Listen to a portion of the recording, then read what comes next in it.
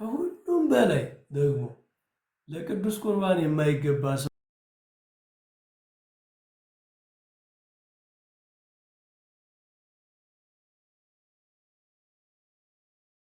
እንዲህ አይነቱን ሰው ነው ቅዱስ ጳውሎስ ዕዳ አለበት። ምክንያቱም የክርስቶስን ሥጋና ደም አልለየምና ያለው አንደኛ ቆሮንቶስ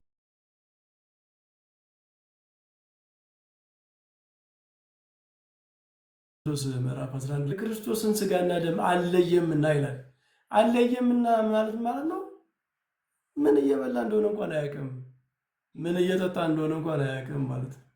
እና ከሁሉም በላይ ግን ለቅዱስ ቁርባን ለሥርዓተ ቅዳሴ በአግባቡ ለመሳተፍ የሚያስፈልገን ነገር ምን እየተካሄደ እንደሆነ ማወቅ አለብን። ቅዱስ ቁርባን ምንድን ነው? ጸሎቱ ምንድን ነው? የሚፈጸመው ጸሎት ምንድን ነው? ስርዓቱ ምንድን ነው የሚለው ማወቅ አለብን። ይህ ትምህርት አሁን ለዚያ ይጠቅመናል ብዬ አስባለሁ። በትንሹም ቢሆን እንደው ትላልቅ ሊቃውንት አባቶች በሚናገሩበት ደረጃም ባይሆን እኛ በአቅማችን በተረዳ ነው እሱን ለማካፈል ነው አንድም ማለት ነው። ሌላው መማር፣ ንስሐ መግባት፣ ንጽህናን መጠበቅ ብለናል። እነዚህን ካረግን በኋላ እኛ እንሰበሰባለን። እኛ ምዕመናን ወደ ቤተክርስቲያን እንመጣለን። ወደ ቤተክርስቲያን ስንመጣ ቀደም ብለን ነው መምጣት ያለብን። ለምን? ሰው ተብሎ አይደለም የሚገባው። አእምሯችን መረጋጋት አለበት። ሌሎች ጸሎቶችን ቀድመን ማድረግ አለብን። በኪዳኑ የቅዱሳን ገድል እንዲህ የመሳሰሉ ነገሮች አእምሯችንን ወደ ሰማይ ከፍ የሚያደርጉ ከዚህ ምድር ራቅ የሚያደርጉን ጸሎቶች ቀድመን መሳተፍ አለብን። ስለዚህ በተቻለ መጠን እንደው የቅዳሴ ሰዓት ቁንጥር ሰዓቷን ወስኖ መምጣት ሳይሆን እንደው በቻልን መጠን ቀድመን መምጣት፣ ቀድመን መገኘት፣ ትላልቅ በዓላት ሲሆኑ ቤተክርስቲያን ውስጥ ማደር፣ እነዚህ ያዘጋጁናል። ቅዳሴውን በአግባቡ ለመረዳት አእምሯችንን ልቡናችንን ከፍ ለማድረግ ያግዙናል። ምክንያቱም ኦልሬዲ በደረጃ ነው። የሰው አእምሮ ቀጥታ በአንዴ አይቀየርም። እግዚአብሔርም ከተፈጥሮ ውጭ አይደለም የሚሰራ፣ በተፈጥሯችን ውስጥ ነው የሚሰራው። የሰው አእምሮ ከአንድ ስቴፕ ወደ ሌላ ስቴት እንደው በሆነ ቅጽበት አይቀየርም። ደረጃ አለው። ቀስ ብሎ ነው፣ በጣም ስሙዝሊ ቀስ ብሎ ነው የሚቀየረው። ስለዚህ ከዓለም ከነበርንበት በብዙ ዓለም ማለት ኃጢአት ማለት አይደለም። በስራ በድካም በምን በቤተሰብ ውስጥ በብዙ እንትን ውስጥ ነው የምንሆነው። አእምሯችን ተወጥሮ ከዚያ ከነበርንበት ነገር ወጥተን ጊዜ ያስፈልገናል። ያንን ጊዜ መስጠት አለብን ማለት ነው ለአእምሯችን። ስለዚህ ቀደም ብለን ቤተክርስቲያን መገኘት፣ ጸሎት ማድረግ፣ ከመቅረባችን በፊት 2-3 ቀን በፊት ጸሎት እያደረግን ቤተክርስቲያን እየመጣን ከቻልን ካልሆነ ከቤታችንም ሆነን መዝሙረ ዳዊት እየደገም ሌሎች ጸሎት እያደረግን መዘጋጀት አለብን። ይሄ የምዕመናን ዝግጅት ነው። የካህናት ዝግጅት ምን ይመስላል ካል ካህናት ቀድመው ወደ ቤተ መቅደስ ሲገቡ ጸሎቶች ያደርጋሉ። እኛ የምናውቃቸው ጸሎቶች ብዙ ጊዜ ሚመጠን ግድምት ዛቲ ዕለት ከሚለው ጀምሮ ከቤተልሔም ሲወጡ ጀምሮ ያለውን ነው። ግን ካህናት ከዛ በፊት ብዙ ጸሎት አላቸው። መጽሐፈ ቅዳሴ ላይ ብታዩት ካህናት ብዙ በተለይ መዝሙረ ዳዊት ይደግማሉ። መዝሙረ ዳዊቶች ብዙ መዝሙረ ዳዊት ይደገማል። ካህናት በጣም ብዙ ዝግጅት ነው የሚያደርጉት። መዝሙረ ዳዊት የሚደገሙትን ደግሞ ብታዩ የንስሐ ናቸው። ካህኑ በጣም ሀምብል የሚያደርጉ ናቸው። አባቶቻችን የመረጧቸው የመዝሙረ ዳዊት ክፍሎች ትሕትና ነኝ እኔ ባሪያህን ይቅር በለው ኃጢአተኛ ነኝ የሚሉ በሰው ልብ ውስጥ ትሕትናን፣ መሰበርን፣ የተሰበረ ልብን የሚፈጥሩ ጸሎቶች ናቸው የተመረጡት። ለምን? ካህን በጣም ትልቅ የሆነ አገልግሎት ነው የተሰጠው። ስለዚህ ያ ትልቅ አገልግሎት ተፈታትኖት ኃጢአተኝነቱን፣ ደካማነቱን እንዳይረሳ፣ እንዳይታበይ እኔ ከሰው በላይ ነኝ፣ እኔ ጻድቅ ነኝ ብሎ ሌሎችን ዘግዝቆ እንዳያይ ቤተክርስቲያን ሁልጊዜ ቅዳሴ ሲገባ ንስሐን የሚያሳዩ ራስን ዝቅ ማድረግን የሚያስተምሩ የመዝሙረ ዳዊት ክፍሎች ተመርጠውለታል። እነሱን ይጸልያል። ዲያቆናትም እንደዚሁ። ዲያቆናትም በቤተልሔም ተልእኮ ሲፈጽሙ ከቅዳሴው በፊት መልክአ ኢየሱስን ይደግማሉ። መንፈሳዊ ፓሽን የሚፈጥሩ እንደ መልክአ ኢየሱስ ያሉ በጣም ጥልቅ የሆኑ ጸሎቶችን ያደርጋሉ እና ደግሞ ጸሎቶች አሏቸው ማለት ነው። የመዝሙረ ዳዊትን ጉዳይ ካነሳን መዝሙረ ዳዊት በቤተ ክርስቲያን በጣም ብዙ ቦታ ላይ ያለ ጸሎት ነው። በቅዳሴው ብዙ ቦታ ላይ ቅድም እንዳልኳቸው ካህናት ከመግባታቸው በፊት ብዙ መዝሙረ ዳዊት ይደግማሉ። እያንዳንዱ ቅዳሴ ላይ ከማይቀሩ ነገሮች አንዱ ምስባክ ነው፣ ከመዝሙረ ዳዊት የሚወጣ ማለት ነው። እኛ ምዕመናንም መዝሙረ ዳዊት እናደርጋለን፣ እንደግማለን። በሰንበተ ክርስቲያን ከቅዳሴ በፊት በሰባተ ነግ መዝሙረ ዳዊት ይደርሳል። አብዛኛው የቤተ ክርስቲያን ምስጋና ከመዝሙረ ዳዊት የወጣ ነው። ያሬድ የቅዱስ ያሬድን መጽሐፍት ብታዩ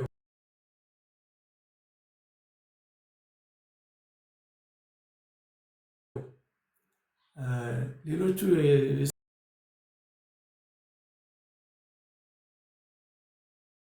ያህል ትኩረት ያደረገችበት በቅዳሴዋ በማሕሌቷ አገልግሎቷ መዝሙረ ዳዊትን ለምንድን ነው እንደዚህ ትኩረት የሰጠችው? ካል መዝሙረ ዳዊት ቅዱስ አትናቴዎስ ስለ መዝሙረ ዳዊት ለአንድ ለወዳጁ የጻፈው ደብዳቤ ያለ ሌተር እና እዛ ላይ ምን ይላል? መዝሙረ ዳዊት ማለት መንፈስ ቅዱስ መጽሐፍቱን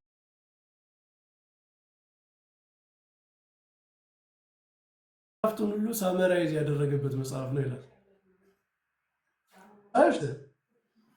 መዝሙሮች ናቸው። ማህሌ ለምሳሌ ብትወስዱ እና መጽሐፍት የተለያየ እንትን አላቸው። ምንድነው ክፍልፍል አላቸው፣ ታይፕ አላቸው። የብሉይ ኪዳን መጽሐፍት ብትወስዱ የሕግ መጽሐፍት አሉ፣ ይሄን አድርግ አታድርግ የሚሉ። የታሪክ መጽሐፍት አሉ፣ እነ ነገሥት ለምሳሌ። የቅኔ መጽሐፍት አሉ፣ እነ መጽሐፈ ምሳሌ፣ እነ መኃልየ መኃልይ ሰሎሞን የመሳሰሉ። የትንቢት መጽሐፍት አሉ፣ እነ ኢሳይያስ። መዝሙረ ዳዊት ግን ሁሉንም ነው። መዝሙረ ዳዊት ላይ ሕግ አለ። ለምሳሌ መዝሙር 118 ብታየው ሕግህ ለመንገድ የመብራት ነው ያለ ስለ ሕጉ ነው አጠቃላይ መዝሙሩ የሚያወራው። ትንቢት መዝሙረ ዳዊት ላይ የሌለ ትንቢት የለም።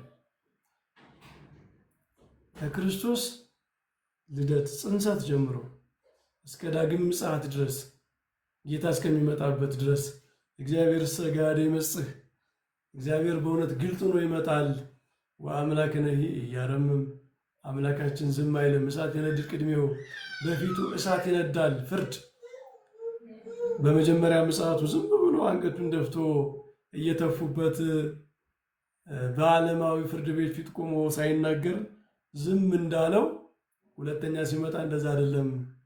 ኢያረምም ዝም አይልም፣ እሳት በፊቱ ይነዳል ብሎ ስለ ምጽአቱ ተናግሯል።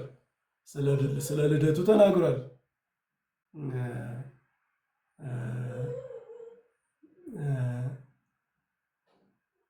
ስለ ሞቱ ተናግሯል። ስለ ትንሣኤው ተናግሯል። ስለ ዕርገቱ ተናግሯል። ስለ እነ ደብረ ታቦር ተናግሯል። መዝሙረ ዳዊት ላይ የማይገኝ ትንቢት የለም፣ የማይገኝ ታሪክም የለም። የእስራኤል ታሪክ መዝሙረ ዳዊት ላይ ተተርኳል። ለምሳሌ የእስራኤል ዘጸአት ታሪክ ዳዊት ራሱ ይተርካል። ሊበሉ ተቀመጡ፣ ሊዘፍኑ ተነሱ፣ ምግባቸው በአንደበታቸው በአፋቸው ውስጥ ሳለ የእግዚአብሔር መቅሰፍት መጣባቸው እያለ የእስራኤልን አመፃ እግዚአብሔር ከግብፅ ሲያወጣቸው እንዴት ያምፁ እንደነበር፣ እንዴት ያስቸግሩ እንደነበር ይተርካል። ቅኔ አለው። መዝሙረ ዳዊት ሰመሪ ነው።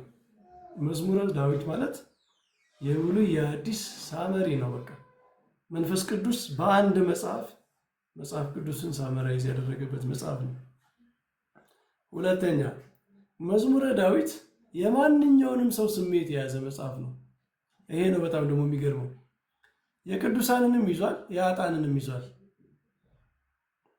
መዝሙር 6 ለምሳሌ ብትወስዱት አቤቱ እንደ ቸርነት መጠን ማረኝ። መዝሙር 6 ምንድን ነው የሚለው?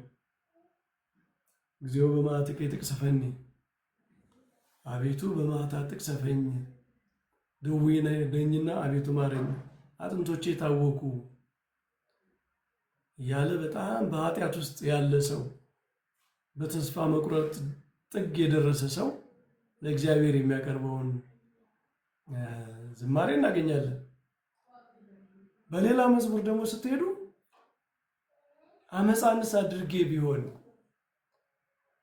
በደልንስ በድዬ ቢሆን ፍረድብኝ፣ ግን በከንቱ ኮነኑኝ እያለ የንጹህ ሰው ጸሎትን ደግሞ ታገኛላችሁ። እና ቅዱስ አትናቴዎስ ምን ይላል? መዝሙረ ዳዊት ውስጥ የነፍስ ሁሉ ሙቭመንት አለ ይላል። የሰው ሁሉ ነፍስ ስሜቷን ለመግለጽ ውስጧ ያለውን ነገር ለመግለጽ መዝሙረ ዳዊት ላይ አንድ ነገር አጣጣም። መዝሙረ ዳዊት ላይ ለማንኛውም ሰው የሚሆን ጸሎት፣ ለማንኛውም ሰው የሚሆን ንግግር እናገኛለን። እና በዚህ ምክንያት ምን ይላል? የዚህ ዓለም ጠቢባን ቢሰበሰቡ አንዱን መዝሙር መድረስ አይችሉም ይላል። የዚህ ዓለም ጠቢባን ቢሰበሰቡ ከመዝሙረ ዳዊት አንዱን መዝሙር መድረስ አይችሉም። በመንፈስ ቅዱስ የተሰናዳ ነው። ምክንያቱም የሰውን ነፍስ ማወቅ አይችሉም እነሱ። የሰውን ነፍስ ስሜት ለመግለጽ የተሻለው መንገድ የትኛው ነው የሚለውን መንፈስ ቅዱስ ባወቀ የተገለጠበት ነው። እና ቤተክርስቲያን ለመዝሙረ ዳዊት ትልቅ ቦታ የምትሰጠው መጽሐፉ ራሱ መንፈስ ቅዱስ በተለየ ሁኔታ ያጻፈው ነው። አሁን የአዲስ ኪዳን ጥናቶች ብታዩ፣ በዘመናዊ ጥናቶች ራሱ አብዛኛው የሐዋርያት ትምህርት ከመዝሙረ ዳዊት የወጣ ነው። አብዛኛው ለምሳሌ የሚያጨቃጭቁን ጥቅሶች ሮሜ 8፣ ዕብራውያን 7 እነዚህ የመሳሰሉት ከመዝሙር 110 የወጡ ናቸው። ጌታ ጌታዬን መዝሙር 110 ነው አለ። ጌታ ጌታዬን በቀኝ የተቀመጠ አለው፣ ጠላቶችን የእግር መቀመጫ እስካደርግልህ ድረስ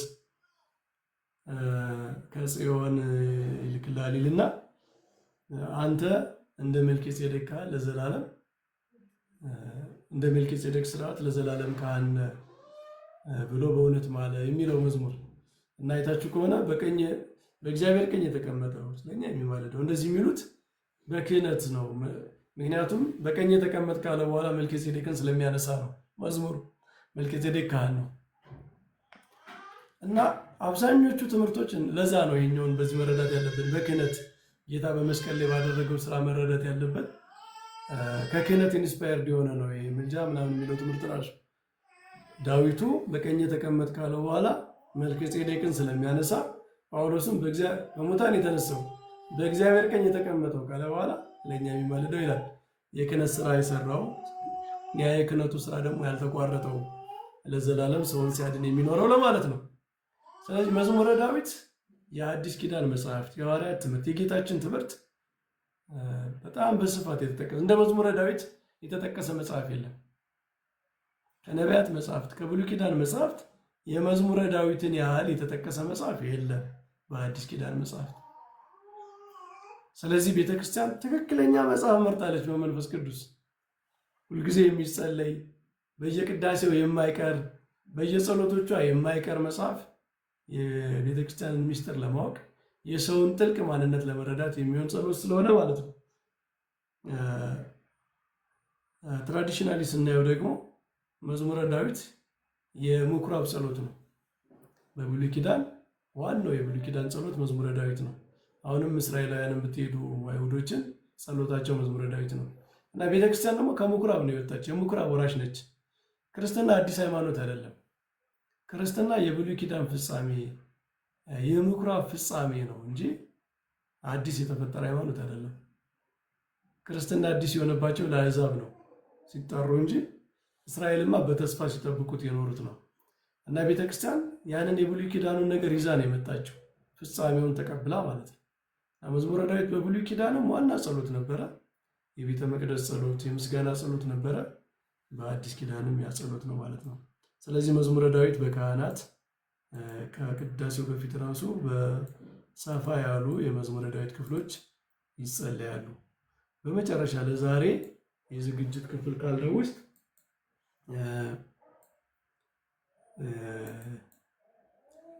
ነዋያተ ቅድሳት ላይ ጸሎት ይደረጋል።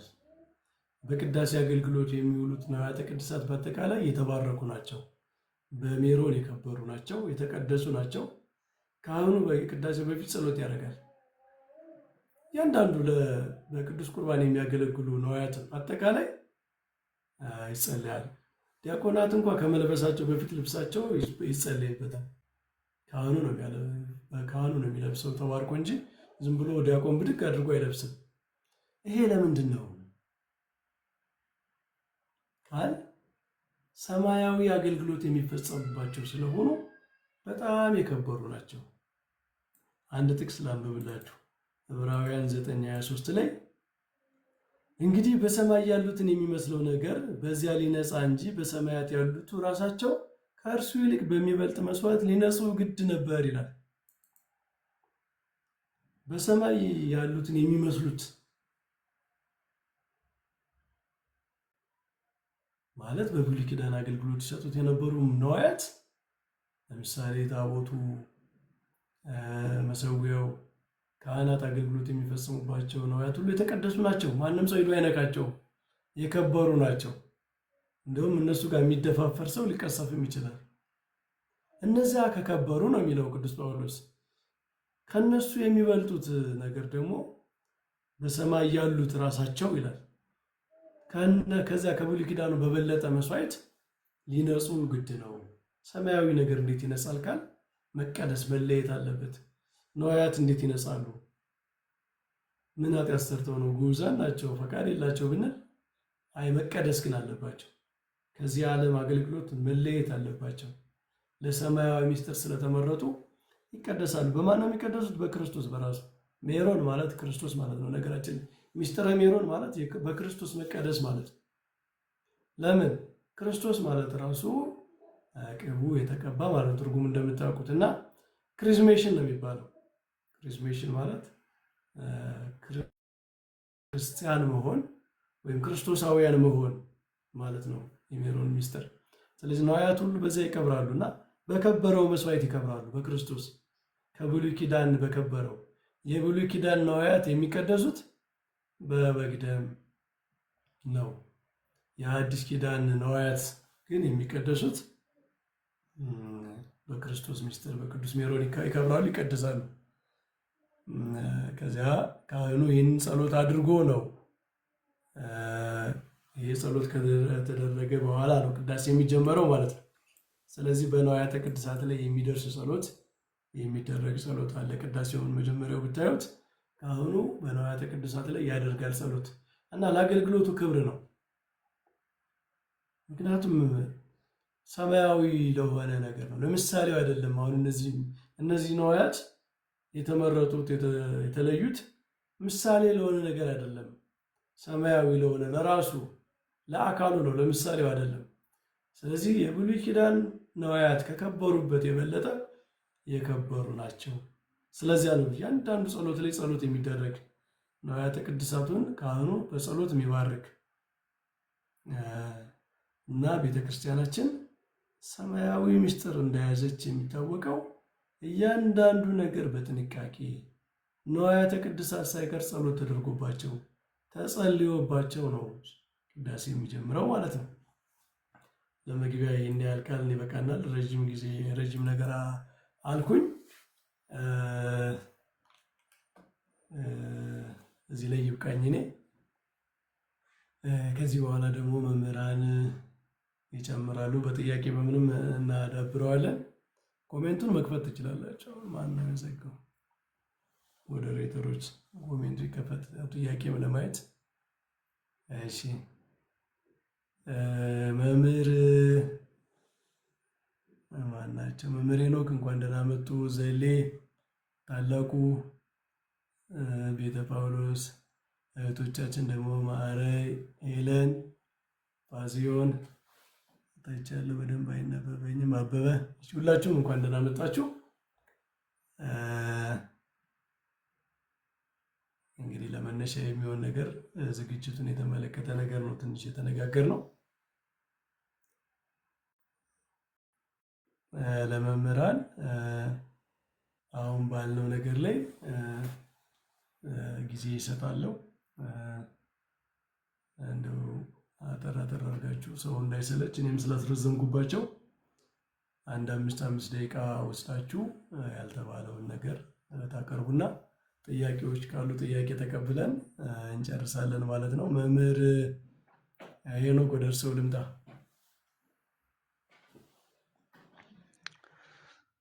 እሺ፣ እንዴት አመሻችሁ መምህራችን መምህር በረከት፣ እንዲሁም በዚህ ላይ ያላችሁ ውድ ወንድሞች መምህራን፣ አባቶችም ከታችም ከላይም ያላችሁት ሰላም እግዚአብሔር ከሁላችን ጋር ይሁን። እንግዲህ መምህራችን በጣም ደስ የሚል ነበረ። እግዚአብሔር አምላካችን አስበ ሐዋርያትን አስበ ቅዱሳንን ያድልልን። በጣም ደስ የሚል ነው። ለእኔ ደስ ያለኝ ጅማሬ ነው። ወደፊት በዚሁ ብዙ ነገሮች እንደሚታዩ ተስፋ እናደርጋለን።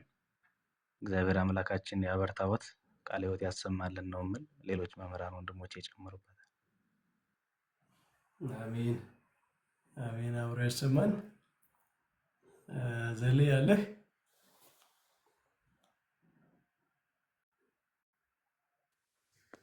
አሎ መምህር እንዴት አሉ? ሰላም ነው ወይ? እግዚአብሔር ይመስገን። እግዚአብሔር ይመስገን። ቃለ ሕይወት ያሰማልን። እጅግ በጣም ግሩም ነው። መሰጠትም የነበረበት ትምህርት እንደዚህ አይነት ነው። ምክንያቱም ያው አንደኛው የክርስትና ዓላማው ራሱ ቅዳሴ ስለሆነ ማለት ነውና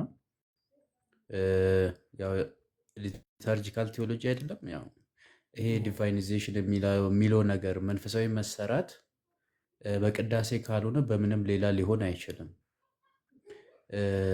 ጳውሎስም ነግሮናል በኤፌሶን መልእክቱ ምዕራፍ 2 ላይ በሐዋርያትና በነቢያት መሰረትነት ላይ ታንጻችኋል፣ የማዕዘኑም ራስ ድንጋይ ክርስቶስ ኢየሱስ ነው ካለ በኋላ ሕንፃ ሁሉ እየተጋጠመ የጌታ ቅዱስ ቤተ መቅደስ ለመሆን በመንፈስ አብሮ ይሰራል ነው አይደለም የሚለው። በመንፈስ ነው አብረን የምንሰራው። አብረን ማለት ከማን ጋር ነው? ድል አድርጋ የሄደችዋ ቤተክርስቲያን አለች። እኛ ደግሞ በተጋድሎ ላይ ያለን ክርስቲያኖች አለን። ትክክለኛ የክርስቶስ አካል የሚገለጥበት ሰዓት ቢኖር ቅዳሴ ነው እና ከዚህ የተነሳ ቅዳሴ በጣም መሰረታዊ ነገር ነው። እንደው መንፈስ ቅዱስ አግዞን ነው ይሄ ርዕስ ራሱ እንዲነሳ የተደረገው ብዬ ነው የማስበው። እና በጣም መሰረታዊ የቅድስና የመጨረሻው ጥግ ቅዳሴ ስለሆነ ማለት ነው። ስለዚህ ይሄ በጣም በጣም በጣም ወሳኝና መሰረታዊ ጉዳይ ነው። እንደው ቅዱስ ጳውሎስ ምን ይለናል እዚህ ዕብራውያን 12 ይሄ ቅድም የአዲሲቷን ክዳን ጉባኤው ማህበሩን ቤተክርስቲያንን ከገለጠ በኋላ ለሚናገረው እምቢ እንዳትሉ ተጠንቀቁ ነው አይደለም የሚለው። ተጠንቀቁ እነዛ በምድር ላስረዷቸው እምቢ ባሉ ጊዜ ይላል ካላመለጡ ከሰማይ ከመጣው ፈቀቅ ያልን እንደሆነ እኛስ እንዴት እናመልጣለን አለ ይላል። ለምሳሌ ሙሴ ተው ስላቸውና ደቂቀ ቆሬን እምቢ በማለታቸው ምድር ተከፍታ ስትውጣቸው እንመለከታለን። እነ ኦዚያን በሞተበት ይለናል ኢሳያስ። እነ ኦዚያን ለምጽ እስኪወጣባቸው ድረስ እምቢ ያለ ሁሉ ተቆጥቷል። ማነው ተጎድቷል? በነገራችን ለመላእክት ያልተገዙ ተቀጥቷል። ለነቢያቱ ያልተገዙ ተቀጥቷል። ለሐዋርያቱ ያልተገዙ ከቁጣ አላመለጡም። ስለዚህ እጅግ በጣም ደስና ከፍ የሚለውን ይሄ መንፈሳዊ ልዕልና የሚገኝበትን ትምህርት ሰምተን እምቢ ማለት የለብንም ነው እውነት ለመናገር ማለት ነው። ስለዚህ መሰራት በጣም ያስፈልጋል። በተለይም ቅዱስ ቁርባን ለሕፃናትና ለሽማግሌዎች የሆነ የሚመስልበት በዚህ ዘመን ማለት ነው። ሕይወታችን ማየት የከበደን በዚህ ዘመን ላይ ማለት ነው። የክርስቶስ የመስቀሉን ስራ እንደው ከንቱ የሚያደርግ የሚመስል በዚህ ዘመን ላይ እንደው ቅዳሴ የሚለው ትምህርት መነሳቱ እጅግ በጣም አስገራሚ ነው። እኛ ብዙ ብልቶች ስንሆን አንድ ስጋ የምንሆንበት ምስጢር ቅዳሴ ነው። ስለዚህ በጣም መሰረታዊ ነገር ነው። መምህርዬ ቃለ ሕይወት ያሰማልን። ሳይገባን ሳይገባንም እንዳንቀርብ ተገብቶን ገብቶንም መቅረብ እንድንችል ቅድም የኔታ ገልጦታል። ሳይገባው ማለት ማነው? ሳይገባው ይሄ ላልቶ ሲነበብ ሳይገባው ነው የሚሆነው፣ ሳያውቅ ማለት ነው። እንደ አንድ ተራ ምድራዊ ነገር ለጥጋብ ብቻ የሚበላ ሰው ማለት ነው። ይህ ነገር ሳያውቅ እንደ አንድ ተራ ምድራዊ መብል ስለሚቆጥሮ ምን ይሆናል ማለት ነው? እየናቆ ነው ማለት እኮ ነው። ክብሩን አያውቀውም ማለት ነው። ሳይገባው ካለ ግን ጠብቆ የሚላል ማን ነው? የሚነበብ ከሆነ ግን በንጽህና በቅድስና ራሱን ሳይመረምር ለዚህ የሚያበቃውን ይሄ በንስሐ ህይወት መመለስን ኦኬ ሳያጠቃልል በድፍረት የሚቀርብ ሰው ይላል።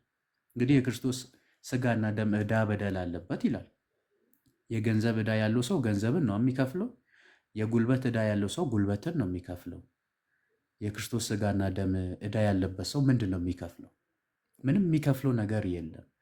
ስለዚህ ዕዳ ከሚሆን ይልቅ በረከት እንዲሆንልን፣ የመበስበስ የሞቶ መቅረት መድኃኒት እንዲሆንልን፣ ለዘላለም ህይወት እንዲሆንልን፣ እኛ በክርስቶስ ክርስቶስ በእኛ እንዲሆን፣ በትንሣኤ ቀንም እንደ ክርስቶስ ያለ በከበረ ማንነት መነሳትን እናገኝ ዘንድ ወደዚህ ቅዱስ ቁርባን ወደዚህ ታላቅ ምስጢር መቅረብ እጅግ በጣም መሰረታዊ ነገር ነው። ክርስቲያኖች በምልአት ትምህርቱን ልንረዳ የሰማነውን ደግሞ ፍሬ እንድናፈራበት እግዚአብሔር ይርዳን። እግዚአብሔር ይስጥልን። መምህር አሜን። መምህር ዘላለም ቃለ ሕይወት ያሰማልን። ጠለቁ ሰላም እንዴት አመሻችሁ ብያለሁ። ሁላችሁንም መምህራን ቤተክርስቲያን ቃለ ሕይወት ያሰማልን። መምህር እግዚአብሔር ይስጥልን። ብዙን ነገር እነሱ ብለውታል። እኔ ምናልባት መነሳት ያለባቸው ብዬ ያስብኳቸው ሁለት ሀሳቦች አሉና እነሱን አጠር አድርጌ ላንሳ። አንደኛ ምናልባት የሆነ ብራና አለ ፊት ለፊቴና ፍሬንች ሙዚየም ውስጥ ያለ ነው። አሁን ወደ ሀገራችን አልተመለሰም፣ ገና ነው። ይሄ ብራና ማለት ነው። ምዕመናን ወደ ቅዱስ ቁርባን ሲቀርቡ ካህናቱ ምን እንደሚጸልዩ ምዕመናንም ምን እየጸልዩ መግባት እንዳለባቸው ምናምን የሚናገር ነው እና እዚህ ላይ ያሉት ጸሎቶች እንደው ቅዱስ ቁርባኑን እንዴት ማየት እንዳለብን በጣም በቃ በሚገርም ሁኔታ ነው የሚገልጸው። በጣም በሚገርም ሁኔታ እና አሁን ከገጽ 16 ጀምሮ እኔ በጣም ወደው ክፍል ስለሆነ ነው። ዘያደነግጽ ወሀቤ ሕይወት ምስጢረ መስዋዕት ዘይሁስ ቦቱ ደም መጋቢነ ወምግብነ ዘይትለአክዎ መላእክት ፈድፋደ ጥዑም ምሳ ማእሰረ ፍቅር ሰዋኢ ወመስዋዕት ጥዑም መንፈሳዊ ዘትጥም ዘያጽን ነፍሳተ ጻድቃን ከመትካት ስንቅ ለዘይአረፉ በፍቅረ እግዚአብሔር ማለት በእግዚአብሔር ፍቅር ለሚያርፉ ሁሉ ቅዱስ ሥጋና ክቡር ደሙን ማለት ነው ስንቅ ነው ይለዋል። ከዛስ ክብር ዘይመጽእ ለሚመጣው ዓለም ክብር የሚያበቃ ልዩ ከመላእክት ጋር ያለ አንድነት ነው እያለ ስለ ቅዱስ ቁርባኑ እየዘረዘረ ይመጣና ልክ ወደዛ ቅዱስ ምስጢር ስንቀርብ ክርስቶስ እንዴት ባለ ሁኔታ እንደሚቀበለን ኦ ክርስቶስ አምላክነ ስማነ፣ ኦ ክርስቶስ አምላክነ አጽናነ፣ ኦ ክርስቶስ አምላክነ እያለ እየለመነው ሄዶ አቡነ ዘበሰማያትንና በሰላመ ቅዱስ ገብርኤልን በል ብሎ ካዘዘ በኋላ ዋናው ጸሎት ይጀምራል። ዘእግዚእነ ኢየሱስ ክርስቶስ ስባሄ ቅዱስ ወክቡር ልብ ስማነ ክርስቶስ አጽማነ፣ ኦ አምላክ አብ ሰማያዊ መሐረነ፣ ኦ አምላክ ኢየሱስ መድኃኒተ ዓለም፣ ኦ አምላክ መንፈሳዊ ቅዱስ ቅድስት ሥላሴ አሃዱ አምላክ ምስለ ቃለ እግዚአብሔር በአካል ዘተዋሃድከ፣ ኦ ልበ ኢየሱስ ታቦተ መለኮት፣ ኦ ልበ ኢየሱስ ቤተ መቅደስ ዘቅድስት ሥላሴ፣ ኦ ልበ ኢየሱስ እመቀ ጥበብ፣ ልበ ኢየሱስ መሐረነ ባሕረ ምሕረት ኦቅያኖስ፣ ልበ ኢየሱስ መንበረ ምሕረት፣ ልበ ኢየሱስ ዘኢይሐልቅ መዝገበ ፈልፈለ ልብ ይላል። ኢየሱስ ዘተወከፍነ ኩልነ ሁላችንንም የምትቀበል የኢየሱስ ልብ ሆይ ማለት የኢየሱስን ልብ እየጠራ ነው። እንዳለ ምስጋናው ሁሉ የኢየሱስን ልብ ነው የሚያመለክተው። የኢየሱስን ልብ ነው እየጠራ የሚማጸነው። ልበ ኢየሱስ ልበ ኢየሱስ ልበ ኢየሱስ ልበ ኢየሱስ እያለ በምስጢር ከአብ ጋር የሚገናኝ ነው። ግን ኃጢአተኞችን እንዴት ሳይጸየፍ እንደሚቀበል እንዴት በምስጢር ጊዜ ኃጢአተኞች ሲቀርቡ እንደሚራራ ምንም እንኳን እኛ ስጋው ደግሞ ሳይገባን ብንቀርብ እንኳን እንዴት ባለ ርኅራኄና ፍቅር ክርስቶስ እንደሚቀበለን የሚያብራራበት መንገድ በቃ የሚደንቅ ማለት ነው። ይሄ እንግዲህ በጣም የድሮ ብራና ነው፣ ቅድም እንዳሳየዋችሁ ነው። እና እንደውም አንድ ቦታ ላይ ምን ይላል? ለነፍስን የማያልቅ ኃይል የሚሰጣት ይህ ቅዱስ ምስጢር ነው ይላል። ለነፍስ የማያልቅ ኃይል የሚሰጣት። የማያልቅ ኃይል ማለት ይሄ እንግዲህ ምን እንደሆነ አስቡት። ኃይላት የሚያልቁ ናቸው፣ ግን ይሄ የማያልቅ ኃይልን ነው የኢየሱስ ልብ የሚሰጠው፣ ቅዱስ ሥጋው ክቡር ደሙን ማለት ነው። ኃጢአትን የሚያስተሰርይ ነው፣ የሐዘንን ምሬት የሚያስረሳ ነው ይላል። የሐዘንን ምሬት በጣም ከፍተኛ የሆነ ሐዘን ቢያድርበት አንድ ሰው ሥጋው ደሙን ተቀብሎ ይረሳዋል እና ምንም ጥያቄ የለውም። ሥጋው ደሙ የአንድ ክርስቲያን የአንድ ሰው ሕይወት ነው።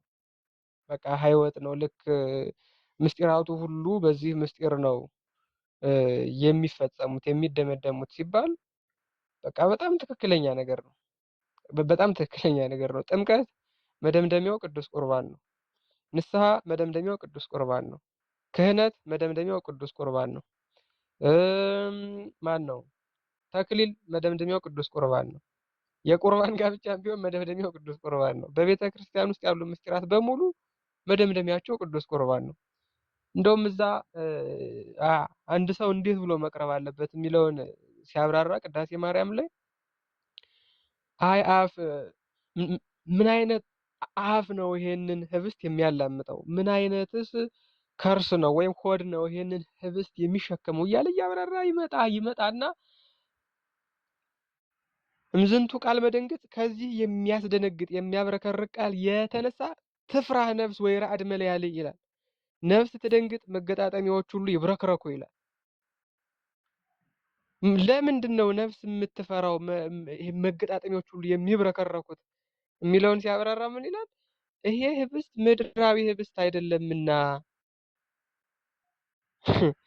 ምድራዊ ህብስት አይደለምና ወደ መለኮት ዙፋን ሳይሆን ወደ መለኮት ወደ ራሱ የምንቀርብበት ነውና ከዚህ ምስጢር የተነሳ ነፍስ ተራድ፣ መገጣጠሚያዎች ሁሉ ይንቀጥቀጡ ይላል።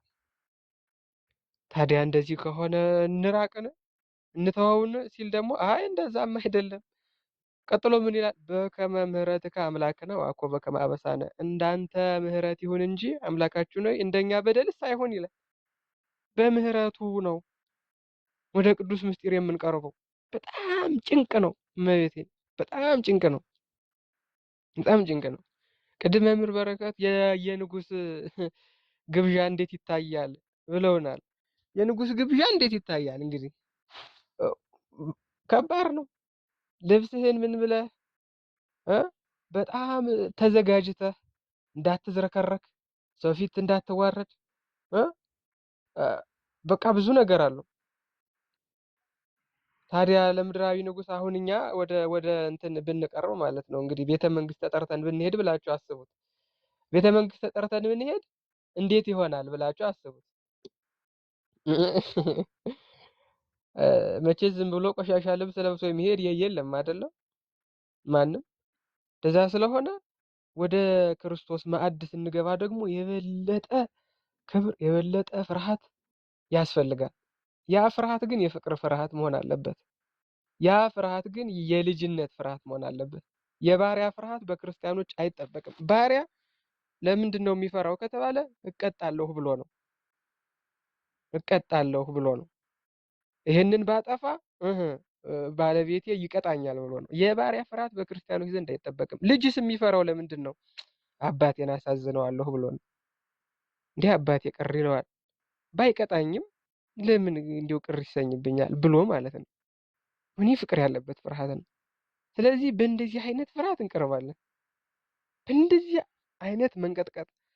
በዚህ ምክንያት ነው እኮ ነፍስም ትራድ መገጣጠሚያዎች ሁሉ ይንቀጥቀጡ የሚለው እንደዚህ አይነቱን ፍርሃት ነው፣ ፍቅር ያለበት ፍርሃት ማለት ነው።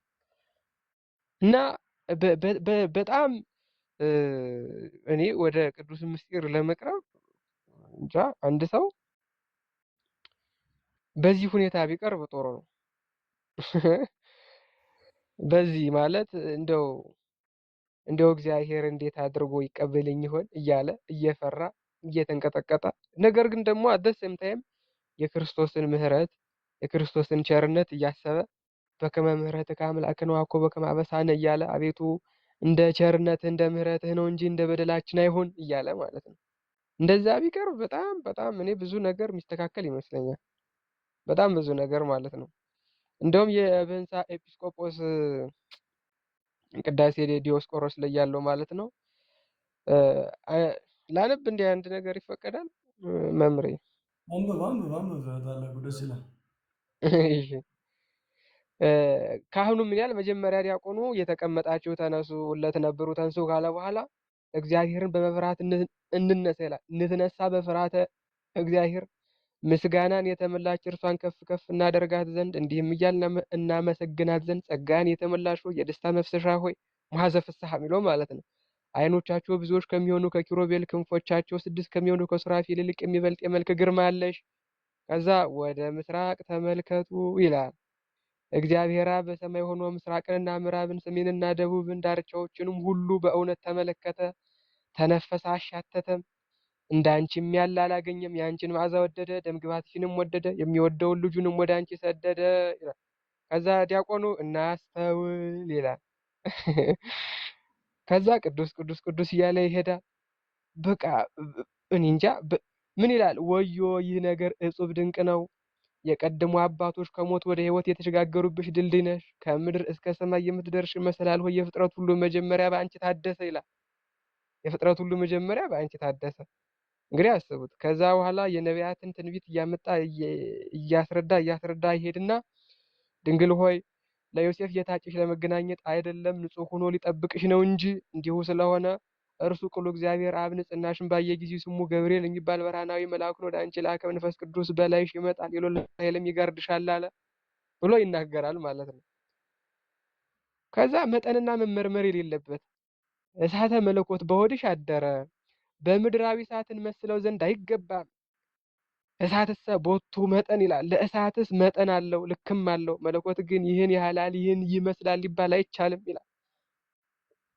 ለመለኮት ወርድና ቁመት ላይና ታች ቀኝና ግራ ያለው አይደለም፣ ሁሉ በሁሉ የመላ ነው እንጂ። ለመለኮት የሚዘረጋበትና የሚሰበስብበት ያለው አይደለም፣ ግዛቱ በአገር ሁሉ ነው እንጂ። ለመለኮት በላይ ጠፈር በታችም መሰረት ያለው አይደለም፣ ጠፈሩ እርሱ መሰረቱም እርሱ ነው እንጂ። ለመለኮት ከምድርም ከውስጥ የሆነውን ያነሳ ዘንድ ማጎንበስ ራስንም ዝቅ ማድረግ ያለበት አይደለም፣ ለጴጥሮስ እንዳሳየው ሁሉ በእጁ የተያዘ ነው እንጂ ይላል። ከዛ አብ ወልድ መንፈስ ቅዱስን ያመሰግናል። አብ ወልድ መንፈስ ቅዱስ የነበሩ ምናምን የሚለው ማለት ነው።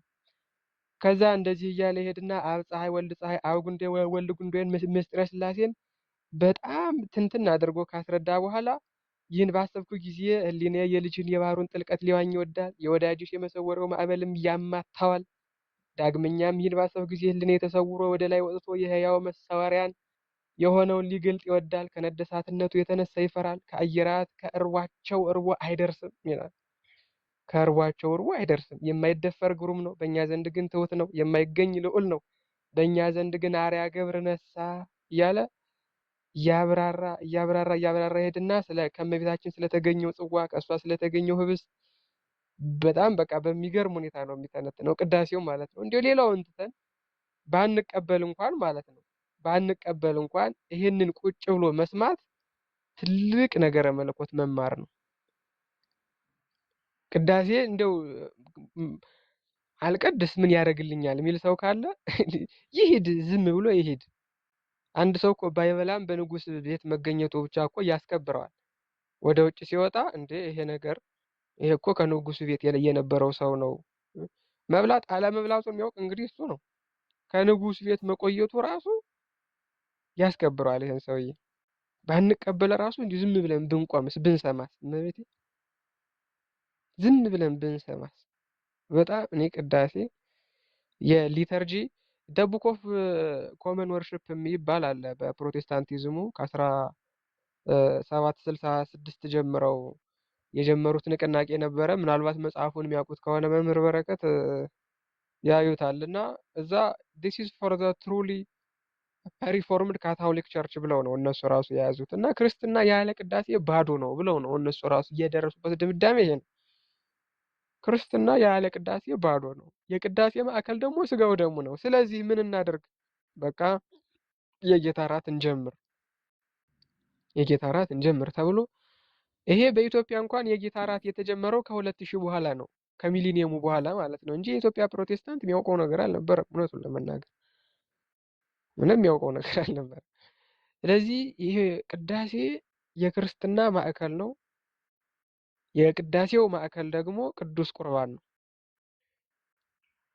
ስለዚህ ቤተ ክርስቲያን አምልኮቷን፣ መገዛቷን፣ ስርዓቷን የምትገልጥበት ቅድም መምህር በረከት እንዳሉት የኛ ካቴኪዝም ስርዓተ ቅዳሴያችን ነው። ቤተ ክርስቲያን አምልኮዋን የምትገልጠው በስርዓተ ቅዳሴው ነው። ስለዚህ ስርዓተ ቅዳሴው ላይ ያለ ነገር በሙሉ ምንድን ነው? ቤተ ክርስቲያን የምትገለጥበት ነው ማለት ነው።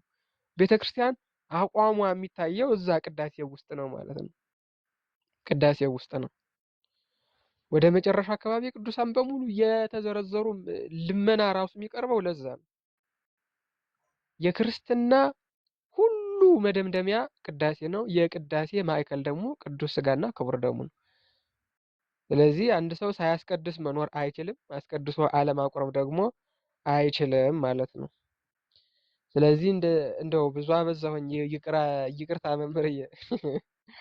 ጥሩ ነው፣ ድንቅ ነው፣ በጣም ጥሩ ነው። በጣም ቆንጆ ነው። እግዚአብሔር ይመስገን። ቃልዮት ያሰማልን።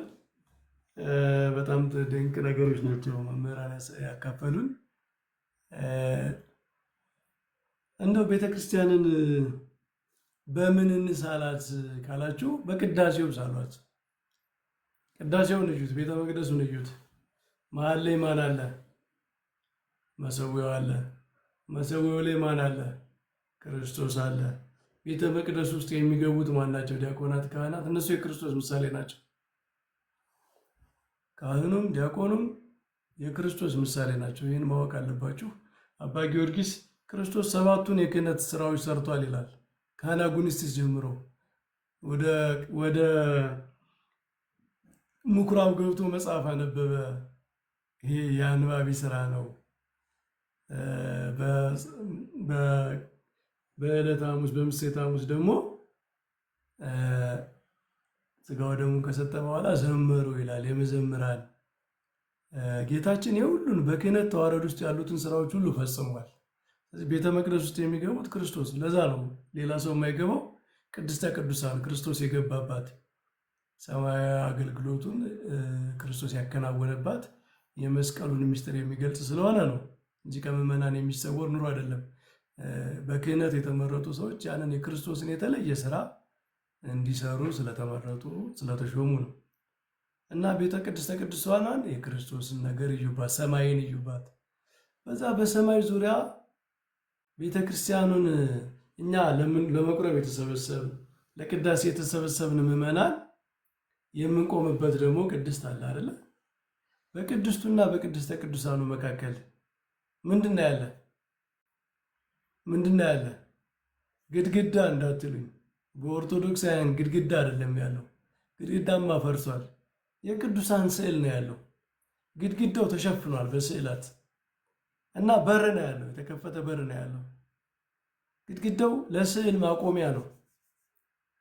ምን ማለት ነው? በእኛና በእግዚአብሔር መካከል ተልኳቸውን የጨረሱ ቅዱሳን ደግሞ አሉ ማለት ነው። ዙሪያችን በመካከል የሚሆኑት ከኛ የቀረቡ ስለሆኑ ነው።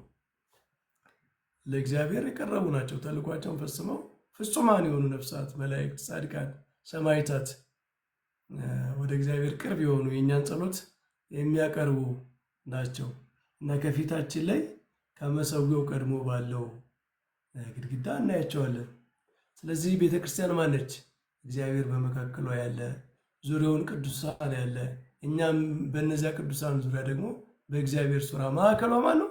ክርስቶስ። በቃ ቤተክርስቲያን ማለት ይቺ ነች። በክርስቶስ ማዕከልነት ላይ የታነጸች ቤት ነች፣ ህብረት ነች፣ የሰማይና ምድር ህብረት ነች። እና ቤተክርስቲያንን ቪዥዋላይዝ ማድረግ ከፈለጋችሁ ቤተክርስቲያን ማለት ቅዳሴዋ ነች። ቤተክርስቲያን ማለት በቅዳሴዋ የምትገለጥ ነች። በቅዳሴ ጊዜ ታይም ኤንድ ስፔስ ይቀደሳል። ለነገራችን ላይ ታይም ኤንድ ስፔስ ይቀደሳል። ስፔሱ በምን ይቀደሳል? በዕጣን ጢስ ይቀደሳል። ቤተክርስቲያን በዕጣን ጢስ ትታጠራለች። መብራቶች ይበዛሉ። ፍትሐ ነገሥት ላይ ቤተክርስቲያን በብዙ መብራቶች የተጌጠች ትሆን ይላል። ትእዛዝ ነው፣ ስርዓተ ቤተክርስቲያን ነው፣ የሰማይ ምሳሌ እንድትሆን ነው። ቦታው ደግሞ ስፔሱ በዕጣን ጢስ ይሸፈናል። ለምን? በሰማይ እግዚአብሔር ሲገለጥ ሁልጊዜ ጢስ ደመና ይከበዋል እግዚአብሔርን፣ የግርማው የክብሩ ምሳሌ ማለት ነው። እና እግዚአብሔር ሲገለጥ የተቀደሰው ስፔስ በጢስ ነው የሚታወቀው። ጢስ፣ ዕጣን ማነው ኢሳያስ ራሱ እግዚአብሔርን ሲያየው ሙሉ ቤቱ ተሞልቶ ነበር በጢስ ነው የሚለው። እና ይሄ ሳክሪድ ስፔስ ነው። የተቀደሰውን ስፔስ በዕጣን ጢስ ጊዜ ይቀደሳል። ጊዜ በምን ይቀደሳል? በአናምኔሲስ። አናምኔሲስ የሚባላል የቅዳሴ ክፍል በኋላ እናየዋለን ወደፊት ስንደርስበት። መጀመሪያ ራሱ ቅዳሴ ሲጀምር ሚመጠንት ግርምት ዛቲ ዕለት ብሎ ነው የሚጀምረው። ይቺ ዕለት ምን የምትገርም ነች! ተራ ጊዜ አይደለችም፣ የተቀደሰች ጊዜ ነች። ጊዜ ይቀደሳል። ጊዜው የተቀደሰ ጊዜ ነው፣ ሳክሪድ ታይም ነው። ለምን? በመስቀል ላይ የተደረገችዋ ጊዜ ነች የምትመጣ መልሳ፣ ወደዚያች ነው የምንሄደው። እና ይሄ የታይምና ስፔስ እንኳ የሚቀደስበት በጣም ሰማያዊ የሆነ ሚስጥር ነው። ታላቁ ስላነሳው ነው ይህንን የጨመርኩት። ታላቁ ቃል ያሰማልን ዘሌም ሁላችሁም ቤተ ጳውሎስ።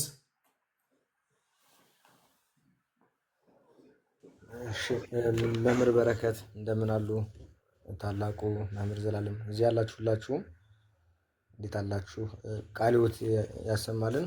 እጅግ በጣም ግሩም ነገር ነው የተነሱት።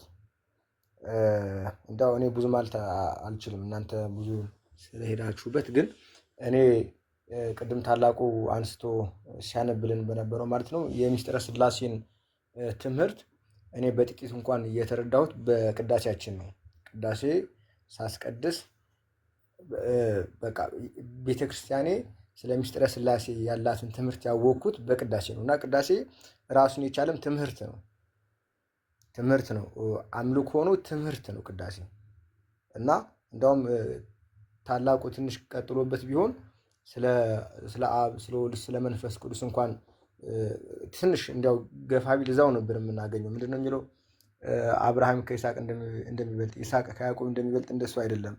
አብ አባት በመሆን ከወልድ አይበልጥም፣ ወልድም ልጅ በመሆን ከአብ አያንስም፣ መንፈስ ቅዱስም እንዲሁ ነው እያለ ስለ ምስጢረ ሥላሴ እጅግ በጣም የሚገርም ድንቅ ትምህርት የምናገኝበት ነው። እና ቅድም እንደተነሳው ነው ቤተክርስቲያናችን ማለት ቅዳሴያችን ናት። በቃ ትምህርቶቻችን በሙሉ በቅዳሴያችን ውስጥ አሉና እዚህ የምንሰማ ክርስቲያኖች እንዲያው በእውነት የማስቀደስ ጊዜ ሲኖረን እንዲያው ከዚህ የበለጠ ስርዓት ስለሌለ ቅድም ሲነሳ እንደነበረው ትልቁ ምስጢር ያለው ከዚህ ነው። የጌታችን የኢየሱስ ክርስቶስ ቅዱስ ሥጋውና ክቡር ደሙ የሚፈተትበት እሱ ነው። እና እንዲያው ባለን ጊዜ በተቻለን አቅም ቅዳሴ እንዲያው ዲያቆኑ እናስተውል እኮ ይላል አይደለ? የሚነበበው የሚዜመው ነገር በሙሉ በማስተዋል ብንከታተል ቤተክርስቲያናችን ምን እንደምትመስል ማወቅ እንችላለን። እና እግዚአብሔር እንዴት እየጠበቃት ቤተክርስቲያን እንደሆነች በእውነትም ክርስቶስ ራሷ የሆነ ቤተክርስቲያንም ሆኗን የምንረዳበት አንዱ በቅዳሴያችን ነው። በቅዳሴያችን ከሚሆኑት መካከል ደግሞ አንዱ ምንድን ነው?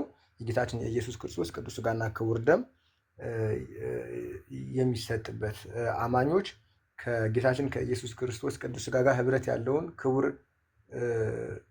ሥጋውን ከጌታችን ከኢየሱስ ክርስቶስ ደም ጋር ህብረት ያለውን ክቡርን ጽዋ የምናገኝበት ትልቅ ምስጢር ነው ያለው። እና እንዳውም መምህር ዲያቆን ሄኖክ ይመስሉኛል አንድ በጻፉት መጽሐፍ ላይ የጌታችን የኢየሱስ ክርስቶስን ቅዱስ ሥጋን እንዲያው ሲያነጻጽሩ አዳም አትብላ የተባለውን ነገር በመብላት እግዚአብሔርን አሳዝኗል።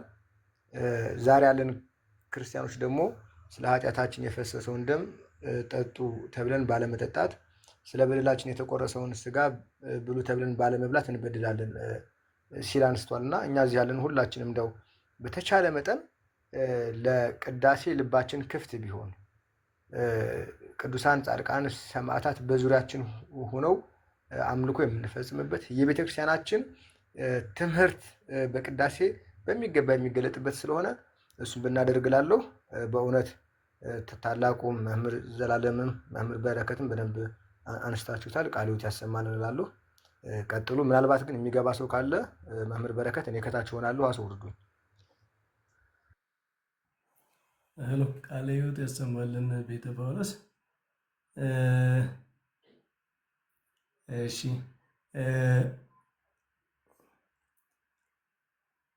ሁለት ደቂቃ ለእህቶቻችን እንስጥ፣ የተማሩትን ባካሄዱ ምንም አስተያየት ካላቸው እና ከዛ ጥያቄ ያለው ሰው አንድ ቁጥር አጽፈን እናስገባለን። ጳዚዮን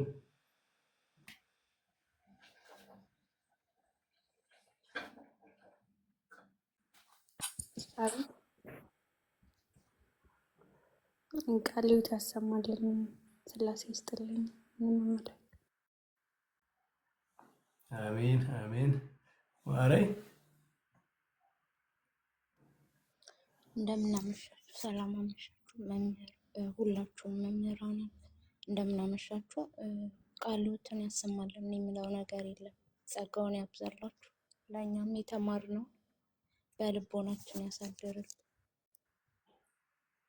አሜን። እሺ ጥያቄ ያላችሁ ሰዎች እናስገባለን። አሻ ጥያቄ ኑሮ ነው የገባ? አዎ፣ ስላመሻችሁ እግዚአብሔር ይመስገን። በእውነት ያው በጣም ደስ የሚል ውይይት ነው። እኔ ውስጤን ስለተሰማኝ ነው። አንድ የምናገረው ነገር ምንድን ነው? ቤተክርስቲያናችንን እንወቃት ነው። በቃ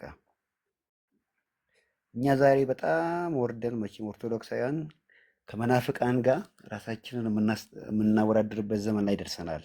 በጣም ይሰማኛል ይሄ ነገር። ስለ እውነት ነው የምናገረው። እኛ ቤተክርስቲያን ሁሉን ነገር ሰባኪ ነች። መቼም ክርስቶስን አታውቁም ይባላል። ክርስቶስን መቼም ከኦርቶዶክስ ከኛ ከተዋህዶ በላይ አውቃለሁ የሚል ያውቁታል። እነሱም ስለ ክርስቶስ ስለ ምስጢረ ሥላሴ ምናልባትም ከኛ የሚሰማበት ነው። ሁሉም ያውቃሉ። ትላልቅ መምህራን ይህን ነገር ያውቁታል። ትንሣኤውን የምናከብረው፣ ልደቱን የምናከብረው፣ ጥምቀቱን የምናከብረው ክርስቶስን አምነን ነው። መቼም ክደነው አይደለም፣ ግልጽ ነገር ነው። ሳናውቀው አይደለም። ብዙዎቹ ምንድን ነው የሚሉት? ክርስቶስን አታውቁትም። ይሄንን በመባባላችን እኛ ስለተባልን መቼም ልናዘን ይገባናል። ለእነሱ ነው ማዘን ያለብን። ስለ እውነት የምናገረው ነገር እኔ ምንድን ነው ምናልባት አሁን እዚህ ጋር የምታወሩት ነገር በጣም ትልቅ ነገር ነው። ስለ እውነት እኔ አሁን ትንሽ የሚሰማው ነገር ነው። ቤተክርስቲያናችን ሰዎች ሳያውቋት ወጥተዋል። ሳያውቋት ዛሬ ወጣው እኔ ዲያቆን ነበርኩ፣ እኔ ካህን ነበርኩ፣ እኔ እንትን ነበርኩ ምናምን እየተባለ የሚወራበት ሰዓት ነው። ሰው ደግሞ ያንን እየተከተለ እንዴ እሱ ከሆነማ ይሄንን እንዴት እኛ እንትን የምንልበት ነገር ለማሳሳቻ ነው። ዛሬ ትዝታውንም የሚባል ቀለሜ የሚባል ምናልባት በዚህ ዘመን ወደፊትም ይፈጠራል ብዬ የማላስባቸው እኩያን ያሉበት ዘመን ነው። ቤተክርስቲያንን ያወቋት ምንድን ነው? እኔ ትንሽ መናገር የምፈልገው ነገር ምንድን ነው? አባቶቼ ምናልባት እኔ ትንሽ አስገቡኝም ብዬ የተናገርኩት ለዛ ነው። ውስጥ የሚሰማው ነገር አለ። እኔ በድቁና አሳልፌያለሁ ወንድሞቼ። ምናልባት እስከ 1992-91 ዓመተ ምህረት ስቀድስ ነበር። ትልቅ ቤተክርስቲያን ውስጥ አገለግል የነበርኩ ነኝ። በጣም ትልቅ ቤተክርስቲያን ውስጥ። ከዛ በኋላ ግን ምንድነው ከዓለም ርቄ ነበር። ከዓለም ምንድነው ከቤተክርስቲያን ርቄ ነበር። የሚሰማኝ ነገር ግን አለ። እኔ አሁን ለምሳሌ በዛ ሰዓት ወጥቼ ድሮ ቀድሻለሁ ብዬ ብዙ ዜማዎችን ባዜም ብዙ ቅኔም ብቀኝ ምናምን ነገር ኦርቶዶክስ ልወክል አልችልም። ማድረግ ያለብን ምንድን ነው? ቤተክርስቲያናችን እንወቃት ያልኩት ምንድን ነው? ድሮን ያሁንን እኛ ማህሌት ቆመን ቅድም አንድ ወንድም የተናገረው ነገር አለ። በጣም ትልቅ አባባል። ማህሌትን ቆመና ማህሌተ ጽጌም ሆነ ሌላውን ቆመን ቅዳሴ ላይ አንገናኝም። ያው መቼም እዚህ ውስጥ ያላቸው ዲያቆናት ታውቁታላችሁ ሁላችሁም። አንድ ዲያቆን መቼም ቅዳሴ ያስቀደሰ ሲባል በታሪክ ሰምተን ማናቅ የሁሉ ነገር ማሰሪያው ኢቭን የማህሌቱም የሰዓታቱም የሁሉ ነገር የመጨረሻው ትልቁ ቦታ ተመስጦ ያለበት ነገር ቅዳሴ ነው። እኔ ዛሬ ከቤተ ክርስቲያን ርቀው ከቤተ ክርስቲያን ወጥተው እኔ እንዲህ ነበርኩ እኔ እንዲህ ነኝ ከፈለገ ሊቃውንት ይምጣ እንትና ይጠይቀኝ ምናምን የሚባለው ነገር እሱ ነገር እንዳንታበይ ነው። ምናልባት እዚህ ውስጥም እያለን ነገር የሚወጣብን ነገር አናቅም። እቺ ቤተክርስቲያን ድንቅ ነች፣ ጥልቅ ነች። እውነት ለመናገር እኔ አሁን ምናልባት አሁን ላይ ነው ብዙ መምህራንና ብዙ ድንቅ የሆኑ አባቶች ከመጡ በኋላ እንዴ እውነት የነበርኩባት ይሄ ነው እስከ ማለት የደረስኩት። ያኔ ለተሪዮ ነው መቼም ምናልባት ለተሪዮም ሊሆን ይችላል። እና አባቶቼ ወንድሞቼ እዚህ ጋር የምመክረው ነገር ምንድን ነው? ቅዳሴን ወይም ማስቀደሱ ብቻ አይደለም። የግድ ጠዋት 12 ሰዓት ሄጄ ማስቀደስ አለብኝ ሳይሆን እውቀቱን ቤተክርስቲያናችን ምንድን ነው የምታስተምረው? ስለ ስጋው ደግሞ የምትለው ምንድን ነው? ቅድም የተናገረው ነገር አለ ወንድሜ። እቺ ቀን ምን ያህል ድንቅ ነች ይላል። እስከ ፀሐው ድረስ እኮ ምንድን ነው ቤተክርስቲያናችን የምታስተምረው? እስከ ግማሽ ቅዳሴን እስከምንድለው ወንጌል ነው የሚሰበከው። ትምህርት ነው የጳውሎስ ትምህርት፣ የሐዋርያት ስራ የጳውሎስ ትምህርት ነው እስከዛ ድረስ። ከዚህ በኋላ ግን ምንድን ነው የሚለው? ዲያቆኑ ጻው ንዑሰ ክርስቲያን ካለው የክርስቲያን ታናሾች ውጡ ካለ በኋላ ምንድን ነው? ከዚህ በኋላ ግን ምንድን ነው? የመዳናችን ሚስጥር ድንቅ የሆነ ክርስቶስ ስጋው ደግሞ የሚፈተትበት ሰዓት ስለሆነ ነው በዛ ሰዓት ውጡ የምትለው። ይህችን ቤተክርስቲያናችን ይህን ያህል አውቀናታል ወይ? ምናልባት ዛሬ መናፍቃን በሚያወሩ በብዙ ነገር ተበረዘን ሊሆን ይችላል። ምክንያቱም ግልጽ ነገር ነው። ሰው የማይመለስለት መልስ ካለ ውስጡ ቀርቶ ውስጡ ሌላ ነገር ሊፈጥርበት ይችላል። እስኪ በደንብ እንወቃት። መመላሳለታችን በግራ ይሁን። በጣም የሚሰማኝ ነገር ነው። አንድ ሰው በጣም ማለት ቅኔ አዋቂ ነው እንደ ቤተክርስቲያናችን እናውቃለን። ቅኔ አዋቂ ነው ተብሎ እኮ አቋቋም አዋቂ እኮ ድጓን አዋቂ የሚንቅበት ዘመን ላይ ነበር። እናውቃለን እኮ።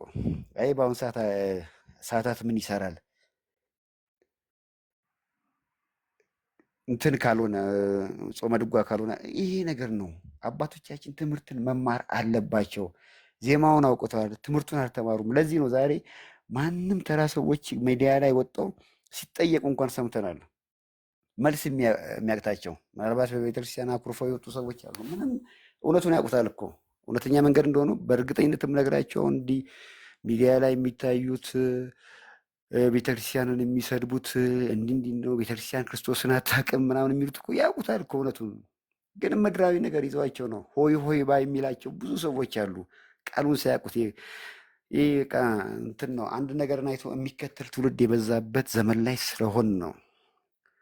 ስለ እውነት ነው የምላቸው። እኔ አሁን የሚሰማኝ ነገር ይቅርታ ትንሽ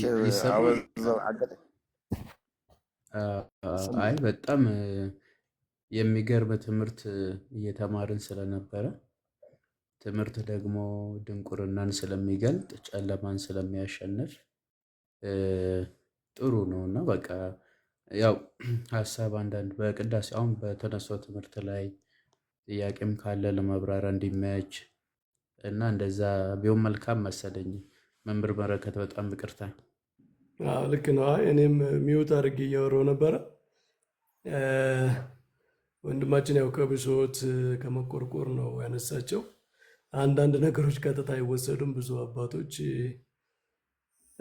ይህንን ሚስጥር ጠንቅቀው የሚያውቁ የሚፈጽሙ፣ በቅድስና የሚመላለሱ የሚያገለግሉ አገልጋዮች አሉና ያው እንደዚህ ደግሞ የእውቀት ጉድለት ያለባቸውም እንደሚገቡ የማይሆኑም ይኖራሉ።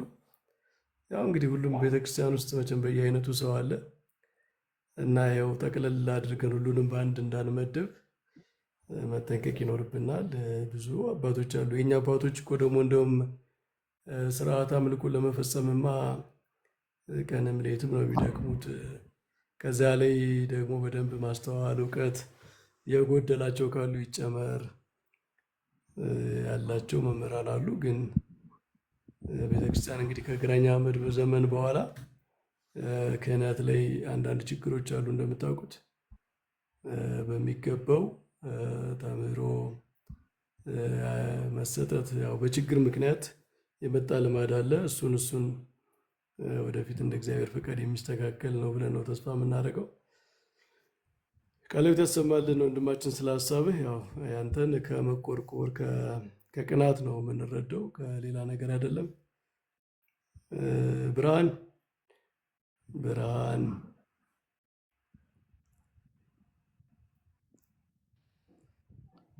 ወይዬ መምህር እንዴት ዋላችሁ?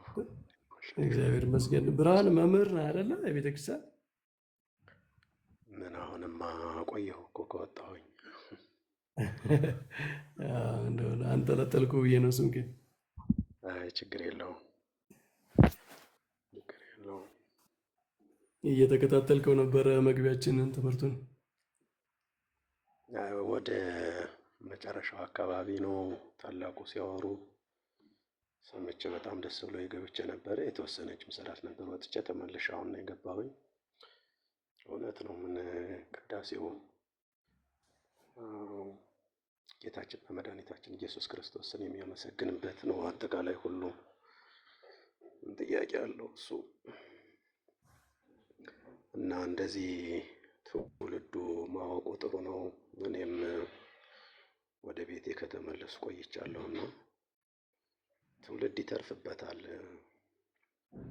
እያንዳንዱ ምስጢር በጥንቃቄና በእውቀት ከአባቶች ስር ሆኖ መማር ትልቅ ትርፍ ነው የሚገኝበት። አመሰግናለሁ እንዳላበዛባችሁ። እሺ ብርሃን ቃለ ሕይወት ያሰማልን። እንኳን ወደ ቤት የተመለስክ በጣም ደስ የሚል ነገር ነው። ክርስቶፎሮስ ማን ነው? ታላቁ ሀሳብ ለመጨመር ጨምር። ቅድም የተነሳው ላይ የሚመጠን ግርምት ዛቲል ወበዛቲ ዚያወርድ መንፈስ ቅዱስ መልዕልተ ሰማያት የሚለው ላይ ያው ካህኑ ከዚህ በፊት ጸሎት አለው። በእርግጥ ለዲያቆኑ ልብሰ ተክህኖ ላይ እንደዚህ ንዋየ ቅድሳኑ ላይ ኮንሰክሬሽን አለ። ግን እንዲህ ሲል ነው አሁን ዋና የቅዳሴ የመግቢያ ፖይንት የምትሆነው ይህቺ ናት። ያው በቤተልሔም ያለው የልኡካኑ ስራ አለ። ያው ዲያቆን ተላላኪ ስለሆነ እዚያ ቤተልሔም ሂዶ የሚሰራው ስራ አለ። ያው ክርስቶስን እንግዲህ ማዋለድ ብላችሁ አስቡት። ይዞት ይመጣል ወደ ቤተ መቅደስ ማለት ነው። ወደ ቀራኒዮ ይዞት ይመጣል።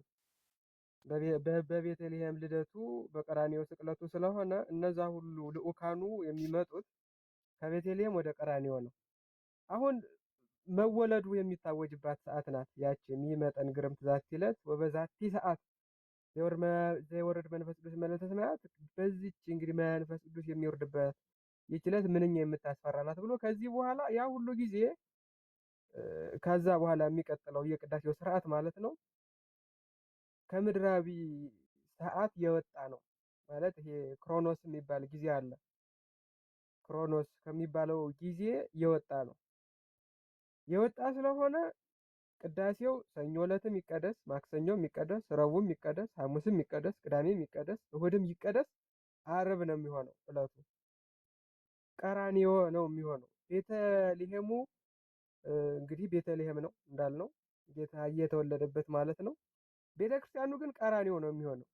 መንፈስ ቅዱስ የሚወርደው ያችን ቀኗን ኮንሰክሬት ለማድረግ ነው፣ ለመቀደስ፣ ለመለየት። ከምንድን ነው የሚለያት?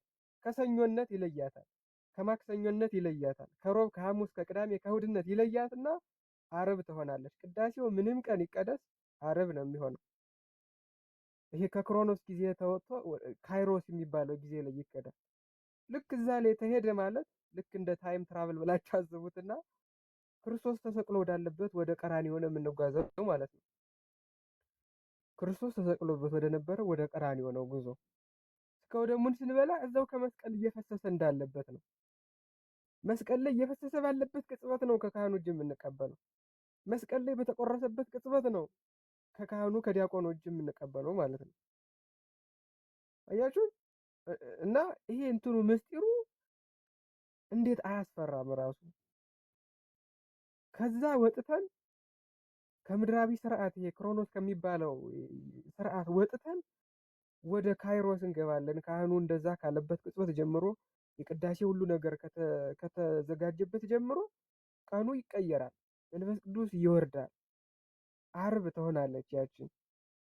ስለዚህ የምንቀበለው ቅዱስ ስጋና ክቡር ደም ምንድን ነው የሚሆን? ቀጥታ ክርስቶስ በመስቀል ላይ የቆረሰው ቅዱስ ስጋው ያፈሰሰው ክቡር ደሙ ነው የሚሆን። እሺ፣ ቀጥታ ማለት ነው። ስለዚህ ከዚያው ወደን እንደመቀበል ነው የሚሆን። ስለዚህ ምን ሆኖ ይመጣል ማለት ነው? መላእክት ሁሉ በዚያው በመስቀሉ ስር ሆነው ለከ ኃይል ክብር ወስብሐት ሲሉ ነበር አይደለ? እኛ እንደነሱ ለማመስገን ብቻ አይደለም የምንሄደው፣ ልንቀበል ነው። እነሱ ስለማይቀበሉ ነው ለከ ኃይል የሚሉት፣ እኛ ግን ልንቀበል ምናምን እንሄደው። በጣም እኮ የሚገርም ነው። መላእክት ስጋው ደሙን ያመሰግናሉ፣ በስጋው ደሙ ምስጢር ይመሰጣሉ፣ ግን አይቀበሉም። እኛስ እናመሰግነዋለን፣ እንመሰጣለን፣ እንቀበለዋለን። አይ የማይደፈር ግሩም ነው፣ በእኛ ዘንድ ግን ትሁት ነው ያለው ማለት ነው። የማይደፈር ግሩም ነው፣ በእኛ ዘንድ ግን አርአያ ገብረ ነሳ ያለው ማለት ነው። አያችሁት? መላእክት ይመሰጡበታል፣ መላእክት ያመሰግኑታል፣ መላእክት ይደነቁበታል። እኛም እንደ መላእክት እናመሰግነዋለን፣ እንደነቅበታለን። እነሱ ሳይቀበሉ ይቀራሉ፣ እኛ ግን እንቀበላለን ማለት ነው። እኛ ግን እንቀበላለን። ከመላእክት እንኳን በላይ ሆነን ማለት ነው። አስባችሁታል? መለኮታዊ ስጋና ደም መብላት እንዴት መመረጥ ነው ራሱ! እንዴት መከበር ነው! እንዴት መለየት ነው! እንዴትስ መታደል ነው! ይሄንን ነገር ራሱ መብላት። አንድ ሰው ዕፀ ሕይወት እዛ በገነት መክና እየቀረች ዕፅ አለች፣ የሚበላት የለም ከዚህ በኋላ። ያችን ዕፅ አሁን ለማግኘት ወደዛ እንደዚህ ሪሰርች ወደዛ ሄዱ፣ ወደዛ መጡ፣ ወዚህ ወጡ፣ በዚህ ምን አገባን እኛ? ከዚያች ዕፀ ሕይወት የበለጠ እኮ አለ፣ ዘውእቱ ክርስቶስ ማለት ነው፣ ስጋው ደግሞ ራሱ እና ስርዓቱ ራሱ ከዚህ ዓለም ሰዓት የወጣ ነው። ከዚህ ዓለም ስርዓት የወጣ ነው ስርዓቱ። ይሄ ጊዜ አቆጣጠሩ ራሱ ክሮኖስ የሚባለው ጊዜ አይደለም። ራሱ በቃ ወደዛ ይገባል። መላእክት እያመሰገኑ እየፈሩ እየተንቀጠቀጡ የሚተውትን እኛም እንደነሱ እየፈራን እየተንቀጠቀጥን ግን እንቀበለዋለን ደግሞ። እና መግቢያዋ ላይ ይችን ሀሳብ ማንሳት የፈለኩት ለምንድን ነው? ምንም ቀን ቅዳሴ ቢቀደስ ዓርብ ይሆናል ቀኑ።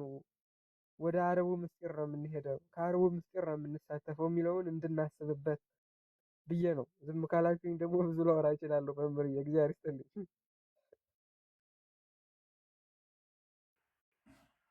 ጥሩ ነው። ታላቁ ቃለ ሕይወት ያሰማልን። ጌታችን ስራውን የሰራበት ስራ ቀናት ነገራችን ላይ ከዚህ ዓለም ጊዜያት ቀናት አንቱን የሱ ኢተርናል ስለሆነ ዘላለማዊ አምላክ ስለሆነ ስራውም ኢተርናል ስለሆነ በጊዜ መካከል የሚገቡ ጊዜያት ናቸው። እነዚህ ሰብረው የሚገቡ ጊዜያት ናቸው እና ቅዳሴው ላይ ዕለተ ዓርብም አለ፣ ዕለተ እሑድም አለ። ትንሣኤውን ስናስብ ዕለተ እሑድ ነው፣ ምጽአቱን ስናስብ እሑድ ነው። ግን ያቺ ጊዜ የክርስቶስ ሰዓት ነች። ሰዓቷን እያለ ጌታ የተናገራት ሰዓቷን እያለ የተናገራት ብዙ ቦታ አለ።